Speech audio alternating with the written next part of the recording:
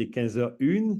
Cher Raphaël, donc nous nous connaissons un petit peu, mais je vais te laisser te présenter et puis présenter surtout les magnifiques formations qui sont dispensées dans cette INSPE avec lesquelles je sais peut-être certains de participants ont déjà eu l'occasion de travailler.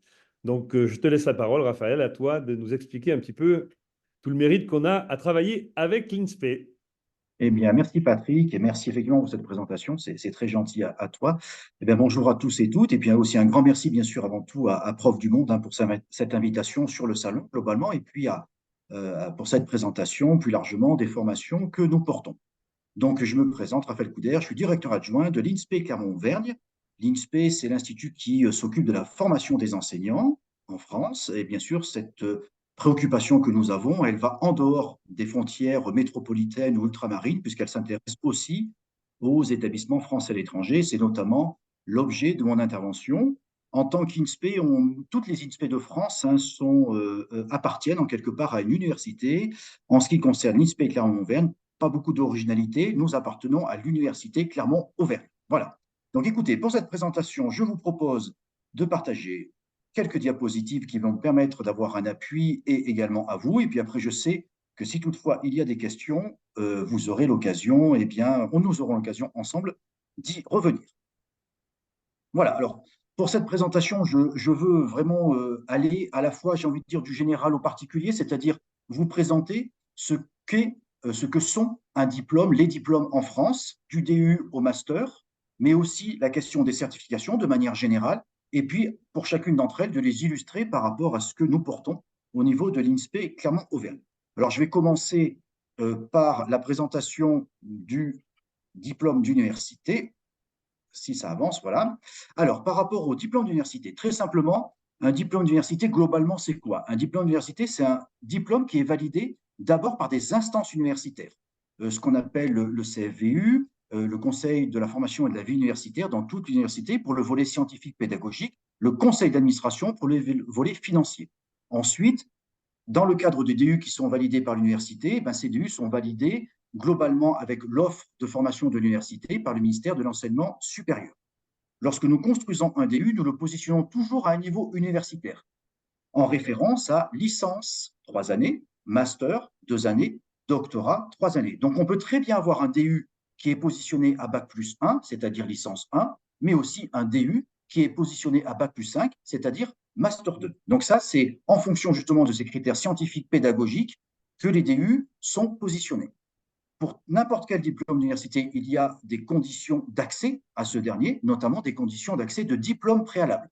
Pour un DU de niveau Bac plus 5, par définition, il faut à minima détenir un Bac plus 4, voire déjà un Bac plus 5. L'enjeu d'un diplôme d'université, c'est avant tout de se spécialiser, de se professionnaliser dans un domaine particulier. Historiquement, les premiers DU, il y a déjà des dizaines d'années, ont été maquettés, notamment dans le domaine médical, pour les personnes qui étaient docteurs en médecine et qui avaient besoin de spécialisation dans un certain nombre de champs. Le diplôme d'université, les diplômes d'université ne sont pas financés par l'État, ils sont en autofinancement. C'est la raison pour laquelle, contrairement à ce que vous connaissez pour le niveau licence et pour certains masters, il n'y a pas de droits d'inscription qui sont des droits nationalement appliqués, mais vraiment des coûts qui sont appliqués par diplôme d'université. Et enfin, ce diplôme, c'est un diplôme, je dirais ainsi, qui a une certaine souplesse par rapport à une licence ou un master ou un doctorat, parce qu'il peut comporter plusieurs parcours, et puis il peut même être porté par plusieurs universités. Dans ce cas-là, on appelle ça un diplôme interuniversitaire. Alors, de manière plus spécifique, par rapport à ce que nous portons au niveau de l'université Clermont-Auvergne dans le champ de l'enseignement français à l'étranger, eh bien, c'est le diplôme d'université enseigné en établissement français à l'étranger. Ce diplôme, il a été monté en 2016 avec un premier parcours qui est le parcours professeur des écoles. 2 parcours ont été maquettés ensuite, le professeur mathématiques français pour le collège et le lycée en 2018. En 2020, 2 nouveaux parcours, professeur d'histoire-géographie, professeur de sciences, toujours au niveau collège-lycée. Donc à ce jour, nous avons 5 parcours dans le DU, premier degré, second degré, sur un certain nombre de champs disciplinaires. Pour la rentrée 2024, un autre parcours, le 6e, ouvrira, c'est un parcours formation de formateurs. Pourquoi avoir monté ce diplôme? Eh bien, très simplement, c'est parce que nous travaillions avec un certain nombre d'établissements français avant 2016 et puis au gré de nos passages au sein des établissements, des demandes remontées effectivement sur la formation et au-delà de la formation, sur la diplomation d'un certain nombre de recrutés locaux notamment. Donc c'est la raison pour laquelle nous avons monté ce DU. Le DU fonctionne sur une année universitaire, du mois d'octobre jusqu'au mois de juin. Il comporte des modules de formation. L'ensemble de ces modules de formation, par essence, parce que nous nous adressons aux établissements français à l'étranger, sont des modules qui sont proposés à distance, totalement à distance, avec certains temps de cours synchrones, mais tous ces temps sont enregistrés. Il n'y a pas d'obligation pour les personnes d'y participer, parce qu'on sait qu'avec les contraintes professionnelles et ou parfois les fuseaux horaires, il serait impossible pour tous d'être présents. C'est une formation qui comporte entre 130 et 160 heures en fonction des parcours. Et puis, bien entendu, que les objectifs de ce diplôme d'université à travers ces différents parcours, c'est de pouvoir donner des contenus pour enseigner à ceux qui y participent, de travailler, bien entendu, l'aspect didactique et pédagogique de ces contenus pour qu'ils puissent être enseignés de la maternelle jusqu'au lycée. Il y a également une réflexion sur le métier d'enseignant à travers ce que nous appelons les gestes professionnels, de façon à ce qu'il n'y ait pas uniquement des contenus pour enseigner, mais aussi des contenus pour réfléchir à son propre enseignement.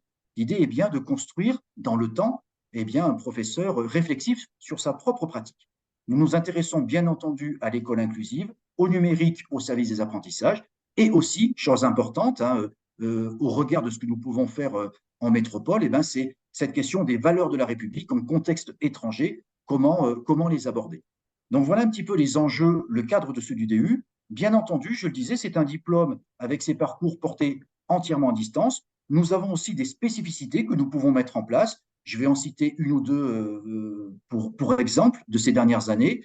Eh bien, par exemple, nous sommes intervenus pendant de nombreuses années au Chili avec un groupe de Chiliens, professeurs chiliens qui suivaient ce DU, et les partenaires souhaitaient que nos étudiants chiliens fassent également un stage en France pour qu'ils puissent être immergés dans une école française, puissent également participer à des cours de master en présence que nous avons avec nos étudiants. Vous voyez, donc le DU, il a sa colonne vertébrale, et puis autour, nous greffons en fonction des partenariats des choses parallèles. Nous avons un partenariat, j'ai vu qu'il y avait une forte présence du groupe Odyssée que je salue sur ce salon. Eh bien, nous avons aussi un partenariat avec le groupe Odyssée avec cette formation. De leur côté, avec l'Académie Odyssée, il y a un suivi particulier de ces étudiants qui est effectué par l'Académie Odyssée, un accompagnement au plus proche du terrain, au plus proche des établissements, ce qui pour nous est extrêmement important parce que les contenus que nous proposons sont vraiment incarnés au sein de chacun des établissements du groupe Odyssée. Donc voilà un petit peu le périmètre du DU et du DU EFE que nous proposons. Je vais passer maintenant à un niveau master. Le niveau master, comme je le disais précédemment, vous savez que par rapport à ce que l'on appelle la nomenclature des diplômes, c'est-à-dire après le baccalauréat, une licence en 3 ans, un master en 2 ans et un doctorat en 3 années, chacun de ces niveaux de diplôme, licence, master, doctorat, permettent aux titulaires l'attribution de crédits universitaires, ce que l'on appelle des ECTS en langage anglophone. Ces crédits universitaires permettent notamment la reconnaissance internationale de ces diplômes. Par rapport au niveau master, celui-ci permet l'attribution de 120 crédits universitaires, et donc, pour pouvoir entrer dans un master, il faut détenir une licence, quelle qu'elle soit, universitaire. Ça peut bien entendu être une licence étrangère, auquel cas il faut qu'il y ait une reconnaissance de diplôme, reconnaissance qui est faite par France Éducation Internationale, et qui va permettre ensuite de rentrer dans le master. Il y a également possibilité d'accéder à un master, mais comme pour le DU tout à l'heure, à travers une validation d'acquis professionnel, au cas où la personne n'est pas à un niveau licence acquis auparavant, mais qu'elle ait exercé un certain nombre d'années le métier d'enseignant, quand on va parler du master MEF, pour pouvoir accéder à ce diplôme. Donc VAP, pour pouvoir entrer au niveau du diplôme de master, si par exemple les personnes n'ont pas de niveau licence acquise. Je vais me centrer de manière bien sûr plus approfondie sur le master métier de l'enseignement, de l'éducation et de la formation. C'est le master MEF, qui, vous le savez sans doute, est porté par l'ensemble des INSPE de France ultramarine également. Ces INSPE qui sont des composantes universitaires. Ce master MEF en tant que tel, vous voyez, c'est une grande boîte au sein de laquelle il y a plusieurs tiroirs. Chacun des tiroirs sont des mentions, une mention pour le premier degré, professeur des écoles, une mention pour le second degré, ensuite avec différents parcours, mathématiques, français, etc. Un tiroir pour l'encadrement éducatif vers le métier de CPE et un tiroir pratique et ingénierie de formation qui concerne là davantage la formation de formateurs. Il y a bien entendu des contenus de formation qui sont dispensés. Globalement, un Master MEF, c'est un volume d'environ 800 heures, et avec, en tout cas pour le premier et le second degré, donc mention 1 et mention 2, des stages à hauteur de 18 semaines dans leur parcours et un mémoire de recherche à effectuer. Donc voilà vraiment le cadre du master global que vous trouvez sur l'ensemble des INSPE de France. Maintenant, l'intérêt, c'est que peut-on faire de ce master par rapport à nos établissements français à l'étranger? Je vais aller sur les propositions que nous avons au niveau de l'INSPE Clermont-Auvergne. Nous avons monté 2 parcours spécifiques pour le professorat des écoles. Donc, on a le parcours, j'ai envie de dire, classique pour ceux qui se destinent à enseigner dans nos établissements en France, par académie et par département. Je ne parlerai pas de celui-ci.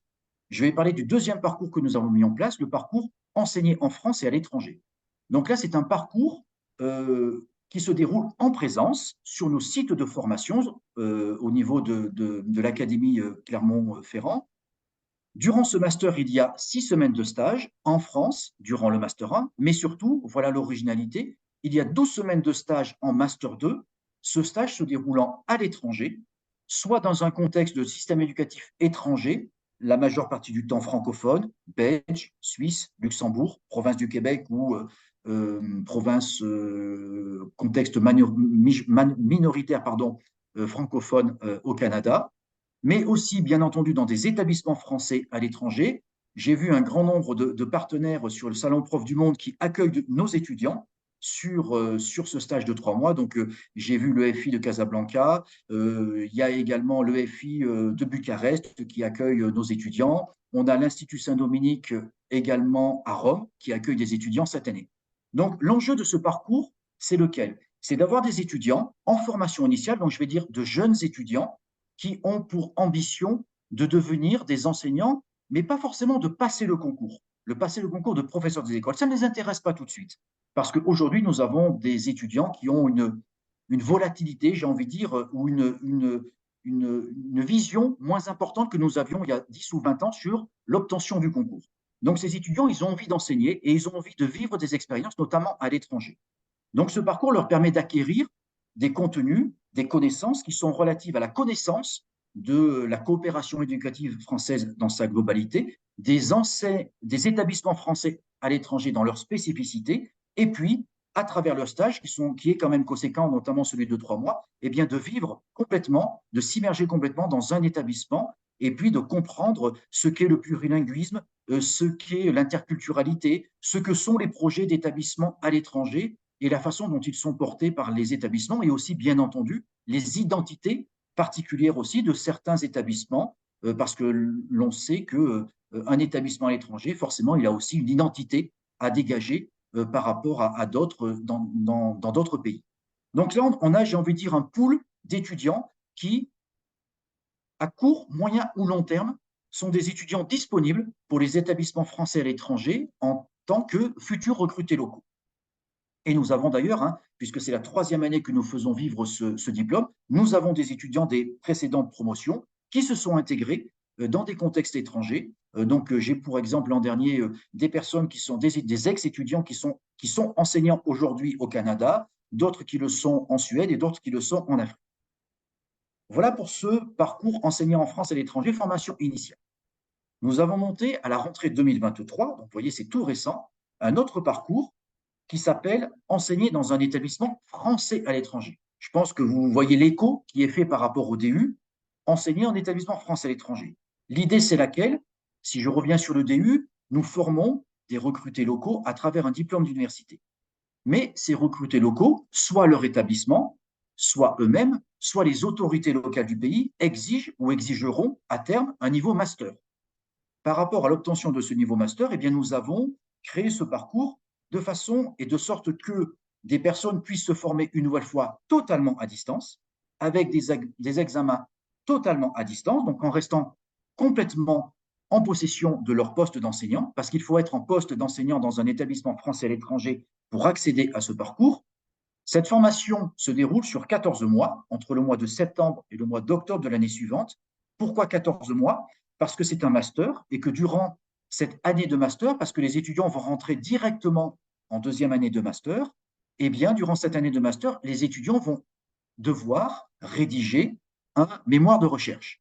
Par rapport à cette rédaction du mémoire de recherche, eh bien, nous avons pensé utile de laisser la période du mois de juillet jusqu'au mois d'octobre de la deuxième année, j'ai envie de dire, pour que cette rédaction puisse se faire et puis que les soutenances puissent aussi se faire dans de bonnes conditions au mois d'octobre. Donc là, on est sur une formation qui s'étale sur 14 mois. Pour entrer sur le Master 2, il faut avoir, bien entendu, un niveau licence acquis, français ou étranger. Si vous êtes titulaire du DU-EFE de Clermont-Ferrand, parcours professeur des écoles, vous êtes dispensé de Master 1, vous rentrez directement en Master 2. Mais vous pouvez aussi rentrer sur ce Master 2 avec un niveau licence et avec des années d'expérience conséquentes que vous pourrez faire valoir avec une VAP. Donc voilà un petit peu le principe de ce Master, totalement tourné vers les établissements français à l'étranger. Je passe sur les contenus de ce dernier qui sont bien sûr spécifiques aux problématiques que nous avons dans les établissements français. Pour le DU comme pour le master, j'aurais aussi pu le dire, les contenus sont portés bien entendu par des enseignants, des chercheurs de l'Université Clermont-Auvergne, mais aussi par des acteurs de l'enseignement français à l'étranger. Il est très important pour nous que ces formations soient alimentées par des intervenants de France Éducation Internationale, par des intervenants des établissements de l'étranger, des chefs d'établissement, des enseignants, des formateurs. Voilà, il y a vraiment une polyvalence des acteurs formateurs de ces formations. Enfin, dernière chose dont je voulais vous parler, cette fois nous sortons du giron des diplômes pour rentrer dans celui de la certification. Vous voyez, les certifications, c'est par exemple une certification en langue, c'est une certification dans le domaine du métier de formateur, un CAFIPEMF pour le premier degré, un CAFA pour le second degré. Eh bien, sachez que l'État français, le ministère de l'Éducation nationale, a souhaité également mettre en place une certification qui est destinée à l'enseignement français à l'étranger. Elle s'appelle le CAPEF ou CAPEFE, certificat d'aptitude à participer à l'enseignement français à l'étranger. Donc, cette certification, elle appartient bien au ministère de l'Éducation nationale français, mais la formation et les épreuves de certification ont été déléguées aux INSPE qui veulent bien s'en préoccuper. Donc, au niveau de l'INSPE Clermont-Auvergne, oui, nous avons choisi avec plaisir de nous en préoccuper, de façon à délivrer de la formation et d'organiser les épreuves de certification. C'est une certification. Pour y accéder, vous voyez, contrairement au diplôme précédent, il faut avoir un statut.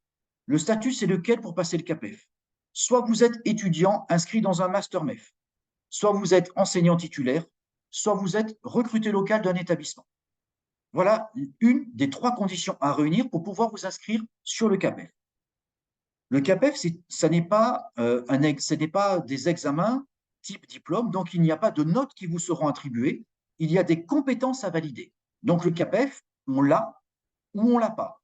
Mais il n'y a pas de demi-mesure consistant à dire qu'une note compenserait une autre note dans ce cadre-là. Trois compétences, je vous laisserai en prendre connaissance, bien sûr, qui sont avisées et à valider pour l'obtention de ce CAPEF. En gros, l'idée de travailler autour de l'interaction pédagogique dans un contexte plurilingue, la nécessité de maîtriser une langue étrangère, et puis aussi, bien sûr, un enjeu vraiment diplomatique, j'ai envie de dire, autour de la connaissance des enjeux d'une présence française éducative dans un contexte étranger. Donc, vous voyez, on déborde de l'aspect pédagogique pour vraiment aller vers des enjeux qui regardent vraiment des enjeux diplomatiques, voire politiques. Deux épreuves pour valider le CAPEF, une épreuve écrite de 2 heures qui mêle une partie de maîtrise de la langue anglaise écrite et une partie autour justement du travail, je dirais simplement du français langue étrangère dans différents contextes. Une épreuve orale d'une durée de 30 minutes avec une préparation auparavant de 30 minutes, donc une durée globale d'1 heure, où là, il y a également une partie en anglais à l'oral et une partie en français. Donc, par rapport à cette épreuve orale, là aussi, il s'agit d'aller vraiment vers les enjeux de la présence éducative française à l'étranger. Donc, on n'est pas dans une épreuve purement pédagogique, mais on est aussi, j'ai envie de dire, dans une épreuve un peu stratégique de la présence française à l'étranger. Donc, voilà le CAPEF. Une nouvelle fois, la façon dont ce dernier se passe. La différence avec un diplôme, c'est que là, vraiment, j'insiste, c'est bien des compétences à valider. On l'obtient ou on ne l'obtient pas. Et puis, des épreuves qui viennent valider ces compétences. Ces épreuves au niveau de l'INSPE Clermont-Auvergne nous les proposons aussi, c'est ce que je mets ici par rapport à la formation, à distance. Donc, notre formation, elle repose sur 5 modules. Ces 5 modules sont bien sûr directement liés aux compétences attendues, aux connaissances à acquérir pour pouvoir travailler autour du CAPEF et l'obtenir. Il y a aussi, bien sûr, dans notre préparation, un accès à des ressources en langue pour pouvoir se remettre à niveau en langue étrangère. Formule totalement à distance qui est destinée prioritairement à nos collègues des établissements français de l'étranger. On propose aussi, je vous le dis pour information, une formule en présence, mais là qui regardera plutôt, voyez, les titulaires de l'Académie de Clermont-Ferrand, puisque nous avons un partenariat avec le rectorat de notre académie, pour que des titulaires intéressés par l'enseignement français à l'étranger puissent obtenir cette certification. Et là aussi, nous avons des déclinaisons qui sont spécifiques, comme on le fait pour le DU. On a un partenariat, par exemple, depuis 2 ans avec le lycée franco-mexicain qui inscrit une cohorte de recrutés locaux sur le CAPEF et le lycée franco-mexicain, à travers son centre de formation, les accompagne et vient densifier la formation que nous portons autour du CAPEF pour avoir quelque chose de beaucoup plus nourri et beaucoup plus complet par rapport à cette certification et les compétences attendues. Voilà un petit peu, je crois que les 20 minutes sont écoulées. Je reste à votre écoute. Je mets l'adresse générique à laquelle vous pouvez adresser toutes vos questions. Je pense qu'il y a peut-être aussi des questions que Patrick va me Voilà. relayer. Je vous laisse noter l'adresse et puis je vais arrêter le partage pour être directement avec vous. Très bien, merci, merci Raphaël. Donc là, nous sommes revenus, donc nous sortons un petit peu donc, de cette intervention et je vais remettre en intervenant et galeries. Voilà, comme ça on va voir un petit peu plus. Alors, bien évidemment, donc quelques questions. N'hésitez pas. Alors, on a un petit peu, voilà, on a un petit peu tâtonné, mais vous posez vos questions par rapport à l'option qui est en bas de votre écran qui s'appelle Q et R. Donc, il y a déjà plusieurs questions. Donc, la première, c'est bonjour.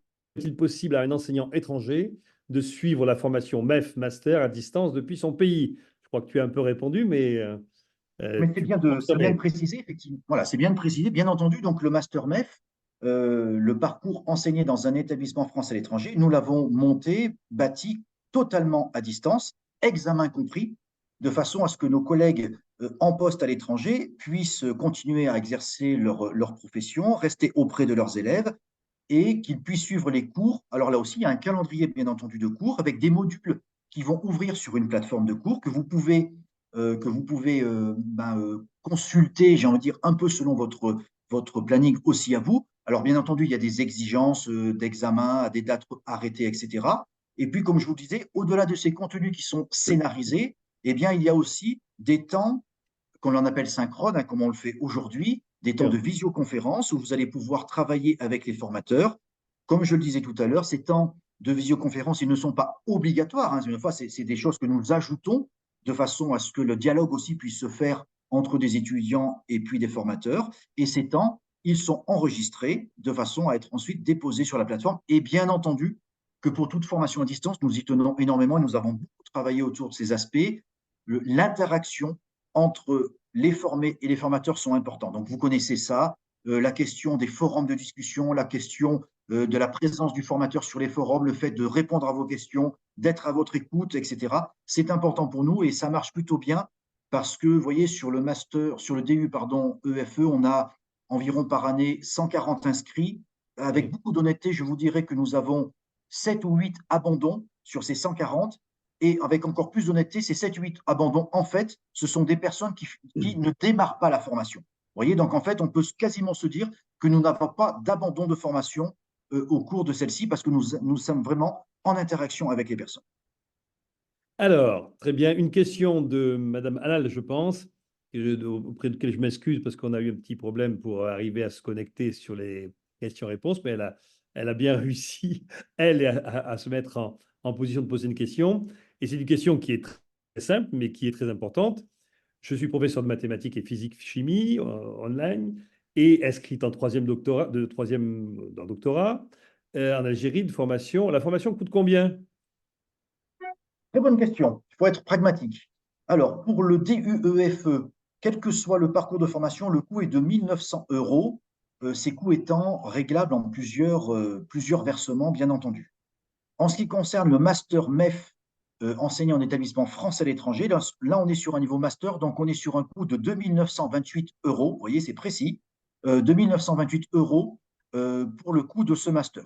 Donc, une nouvelle fois, je pense que la plupart de nos panélistes ont plus l'habitude que certains de nos collègues ici sur l'Académie de Clermont-Ferrand.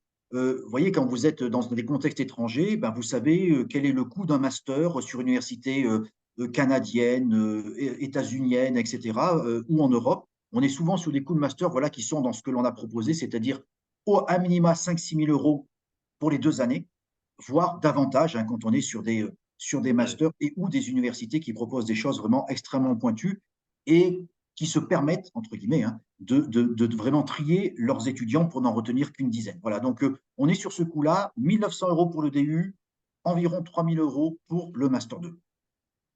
Très bien, écoute, c'est vraiment une réponse importante. J'espère que ça satisferait. Alors, une autre question donc, de Fouzia, mais qui est un petit peu différente, qui a posé un petit peu plus tôt. J'ai un doctorat en pathologie du langage et de la communication. J'enseigne l'orthophonie à l'université en Algérie. Puis-je postuler sur un poste d'enseignante de français en école primaire? Alors, tu n'es pas recruteur, mais tu connais un petit peu les pratiques des établissements. Peut-être tu peux quand même apporter quelques éclairages, Raphaël. Alors, moi, ce que je dirais effectivement à cette personne, hein, n'étant pas recruteur, je lui dirais qu'effectivement, il faut, à travers le CV qu'a la personne, donc le CV, il est constitué bien entendu d'un bagage universitaire, de diplôme, et puis hors diplôme universitaire. Il est composé d'une expérience qu'il faut le mettre en adéquation l'une et l'autre. Regardez l'établissement par rapport aux fiches de poste qui paraissent. Est-ce que le profil de la personne semble convenir à l'établissement? Et surtout, c'est à la personne à extraire de ce qu'elle est ses compétences pour qu'elle témoigne à l'établissement qu'elle possède les compétences qui sont attendues par ce dernier.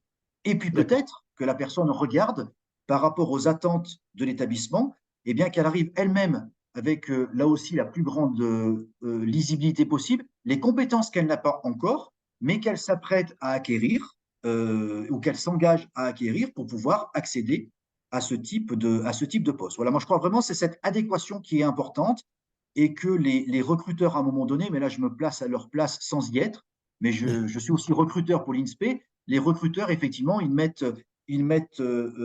alignent le profil d'une personne, ce qu'elle est, notamment les compétences qu'elle a acquises et les compétences qu'elle veut bien dévoiler par rapport à ce que l'on attend dans un établissement et ce qu'elle va apporter à l'établissement. C'est ça qui est très important. Qu'est-ce que vous allez apporter à l'établissement? Vraiment, pour être très simple, vous savez, à l'INSPE, lorsque on va faire paraître un poste de formateur, vraiment avec là aussi la plus grande honnêteté possible, c'est pas parce que la personne elle est agrégée qu'elle a de longueur d'avance sur une personne qui est certifiée. Ce que l'on va regarder vraiment, c'est les compétences de la personne et ce qu'elle va apporter au projet que nous portons. D'accord. Bien, une question sur le MEF, second degré. Quel INSPE propose le master MEF second degré spécialisé en mathématiques en distanciel? Voilà, alors c'est une bonne question. Alors je vais y répondre hein, en Oui. partie. Pourquoi aujourd'hui l'INSPE Clermont-Ferrand ne propose pas de master MEF second degré à distance? Je vous l'ai expliqué, ces parcours, vous voyez, comme le DU, sont des parcours qui sont autofinancés. Ça veut dire qu'à un moment donné, il faut que nous ayons une masse critique de personnes pour pouvoir avoir un coût qui est raisonnable. Sur le professorat des écoles, on sait qu'il y a une quantité de personnes à former qui nous permet effectivement d'être dans des coûts que je vais qualifier encore aujourd'hui de raisonnables parce que nous savons que nous avons des effectifs le permettant. Sur les parcours du second degré, c'est un peu plus difficile. C'est la raison pour laquelle aujourd'hui, nous n'avons pas entrepris le travail sur le second degré, puis aussi parce que nous avons tout le reste proposé. Et là aussi, aujourd'hui, je ne connais pas, vraiment, hein, je le dis, et je vous le dirai si je le savais, je ne connais pas d'INSPE qui se soit engagé sur des parcours du second degré totalement à distance. Donc, je répondrai vraiment, non pas ça n'existe pas, mais de vous dire, moi, je n'en connais pas aujourd'hui. Peut-être pour la rentrée prochaine, ça va exister. Alors là, je peux vous conseiller, par contre, allez voir sur le site du réseau des INSPE, parce que donc l'ensemble des INSPE sont organisés en réseau, c'est-à-dire c'est pour nous une instance de collaboration, de Mhm. discussion entre nous, justement, sur les projets que nous portons à l'international et en recherche et ailleurs. Donc, allez sur le site du réseau des INSPE et vous aurez peut-être là, effectivement, des informations à avoir autour de cette question-là d'existence éventuelle de parcours du second degré à distance. D'accord, très bien. Alors, les questions arrivent toujours. On regarde le temps. Donc, je suis professeur de physique-chimie depuis 2015 et cette année, c'est Cagny qui nous pose cette question. Je participe à la formation de professeur et professionnalisé de l'AFE. J'ai une licence, est-ce possible, un master MEF, pardon. Je suis pas de l'éducation nationale et quelles sont les conditions et documents? Alors voilà, ben, je répondrai peut-être un peu la même chose, c'est-à-dire Oui, que oui, moi de ce que j'entends, un niveau licence, des formations continues qui sont portées par le FE, ce qui est très important aussi de oui, faire valoir ces formations, permettrait de rentrer, à mon sens, dans un master MEF. J'ai compris, c'était physique, hein, chimie, physique-chimie à c'est ça. distance, si ce dernier existe. Voilà. En Là, au niveau Zambie. de Enseigne l'INSPE en aujourd'hui, Zambie. voilà, si la personne avait été professeur des écoles, je lui aurais dit qu'elle aurait été la bienvenue dans notre master MEF premier degré. Là, au niveau du second degré, ben, je renvoie aussi peut-être vers le réseau des INSPE pour que la personne posant la question voit si un parcours physique-chimie existe à distance dans le cadre du master MEF. Voilà, donc un professeur diplômé du centre de formation instituteur bilingue et des expériences dans des écoles à programme français, pourrais-je passer la formation CAPEF? Alors, pour la formation CAPEF, comme je disais tout à l'heure, la personne, il faut qu'elle ait- qu'elle soit, pardon, soit titulaire de l'éducation nationale, je ne pense pas que ce soit le cas de ce que j'ai compris, ou alors qu'elle ait un contrat de recruté local avec un établissement. Si elle a ce contrat, elle peut se présenter aux épreuves à la formation et aux épreuves du CAPEF. Et d'ailleurs, je n'ai pas donné tout à l'heure le coût du CAPEF qui est de 475 euros. C'est ça. Formation, épreuve de certification incluse. Voilà, donc je crois qu'on a à peu près fait le tour de toutes les questions que nous avions. Donc, à moins qu'il y ait encore une ou deux questions, je n'en vois pas. Madame Anna, elle me pose la question de savoir quelle est la formation qu'elle doit faire à partir de ce qui a été dit. Et en tant que professeur de maths physique, ben, on lui a un petit peu expliqué, hein, ou pas. Mais voilà, donc écoutez, est-il possible de suivre une formation depuis mon pays d'origine? Ben, je pense que oui, hein, puisqu'on parle de online là, et donc c'est possible. Voilà, bah écoutez, merci à tous. Merci surtout à notre intervenant. Merci Raphaël. Donc, nous allons en rester là parce que je ne vois pas d'autres questions encore. Non, pas du tout, ça va. Donc, on vous remercie tous et ce webinaire est terminé, cette conférence est terminée et nous, bien sûr, nous la mettrons ensuite en ligne sur le site. Bonne fin de journée pour ceux qui sont en fin de journée, bon début de journée pour ceux qui viennent des Amériques. Au revoir. Bon salon à tous.